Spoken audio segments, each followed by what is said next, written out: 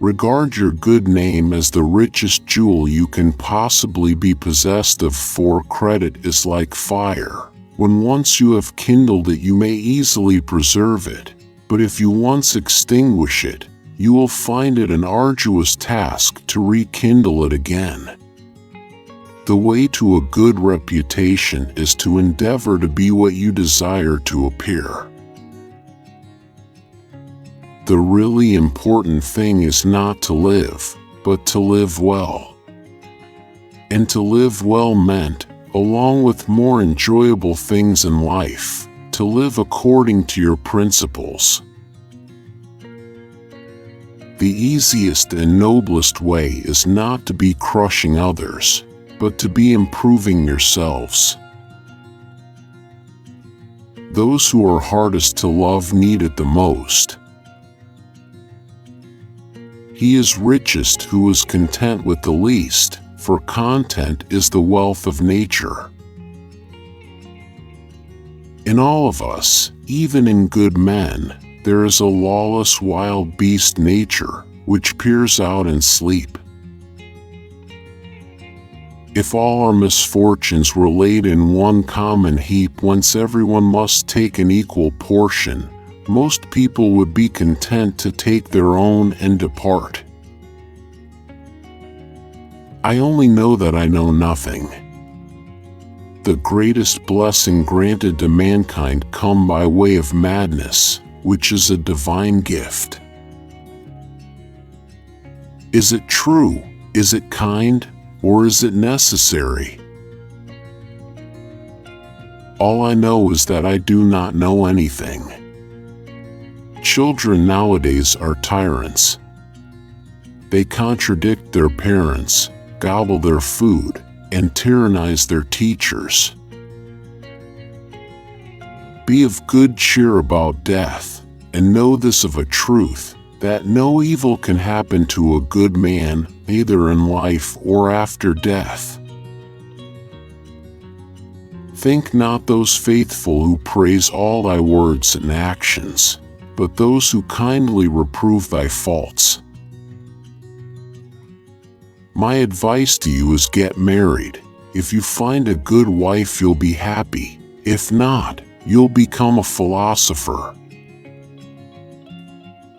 Esteemed friend, citizen of Athens, the greatest city in the world, so outstanding in both intelligence and power, aren't you ashamed to care so much to make all the money you can, and to advance your reputation and prestige, while for truth and wisdom and the improvement of your soul you have no care or worry?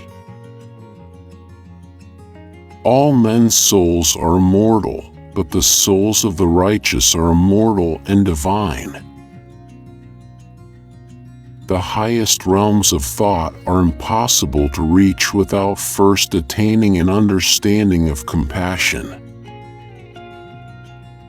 The mind is everything, what you think you become.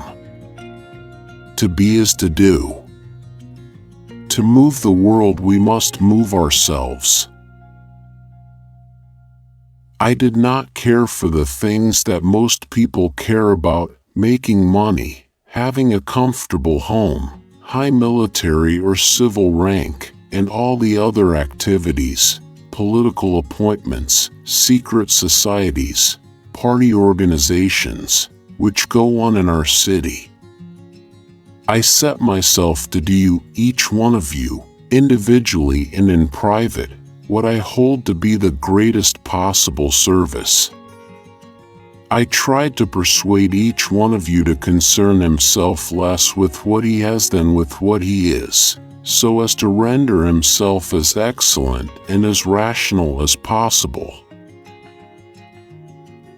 To know thyself is the beginning of wisdom.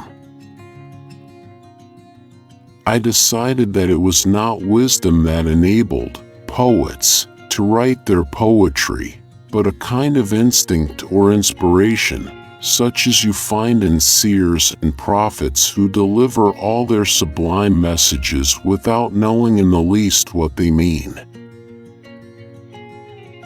I know you won't believe me, but the highest form of human excellence is to question oneself and others. Virtue does not come from wealth, but wealth, and every other good thing which men have, comes from virtue. He who is unable to live in society, or who has no need because he is sufficient for himself, must be either a beast or a god. There is no solution, seek it lovingly. The misuse of language induces evil in the soul. Through your rags I see your vanity. Not life, but good life, is to be chiefly valued. The only thing I know is that I know nothing, and I am no quite sure that I know that. Wisdom begins in wonder. It is better to change an opinion than to persist in a wrong one. Intelligent individuals learn from everything and everyone, average people, from their experiences.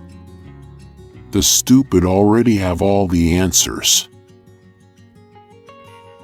When you want wisdom and insight as badly as you want to breathe, it is then you shall have it. God takes away the minds of poets and uses them as his ministers, as he also uses diviners and holy prophets, in order that we who hear them may know them to be speaking not of themselves who utter these priceless words in a state of unconsciousness, but that God himself is the speaker, and that through them he is conversing with us. And therefore, if the head and the body are to be well, you must begin by curing the soul. That is the first and essential thing. And the care of the soul, my dear youth, has to be effected by the use of certain charms, and these charms are fair words, and by them temperance is implanted in the soul, and where temperance comes and stays, their health is speedily imparted, not only to the head, but to the whole body. Living well and beautifully and justly are all one thing. My plainness of speech makes them hate me, and what is their hatred but a proof that I am speaking the truth? One who is injured ought not to return the injury, for on no account can it be right to do an injustice, and it is not right to return an injury, or to do evil to any man, however much we have suffered from him.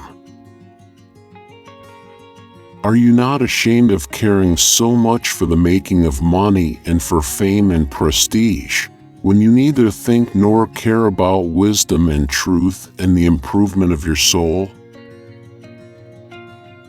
Give me beauty in the inward soul, may the outward and the inward man be at one.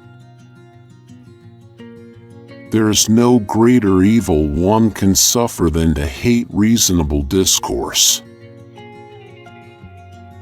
Well, although I do not suppose that either of us know anything really beautiful and good, I am better off than he is, for he knows nothing and thinks that he knows.